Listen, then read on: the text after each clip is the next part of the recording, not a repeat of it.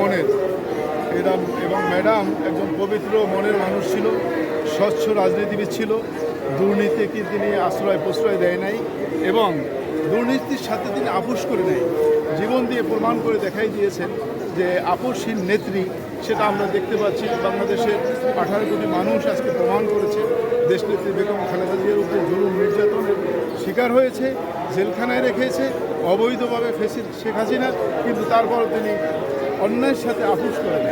তিনি আপোষহীন নেত্রী, যার কারণে আপনি লক্ষ্য করেছেন হাজার হাজার মানুষ আজকে, শুধু পুরুষ না মহিলারাও এসেছেন ম্যাডামের ভালোবাসায়, লক্ষ কোটির মানুষের ভালোবাসায় সে শিখল এবং আজকে তার ভালোবাসার কারণেই সেটার বহির্প্রকাশ।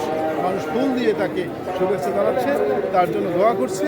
আল্লাহ পাক আমরাও দোয়া করি। আমরা 12 দলীয় জোট এবং বাংলাদেশ লিবারেল পার্টির আমি চেয়ারম্যান, ইউনাইটেড লিবারেল পার্টির চেয়ারম্যান মোহাম্মদ আমিনুল ইসলাম, আমরাও ফোন দিয়েছি, আমরাও দোয়া করেছি। ম্যাডামের যে দেশনায়ক তারেক রহমান 25 তারিখে যে প্রোগ্রাম করেছেন, ওই দিন 12 দলীয় জোট আমি স্টেজে ছিলাম। ওই দিনকার আপনি দেখছেন কোটি কোটি মানুষের ঢল নেমেছে এবং দেশ নেত্রী বেগম খালেদা জিয়া তার যে জানাজা পৃথিবীর ইতিহাসে বিরল।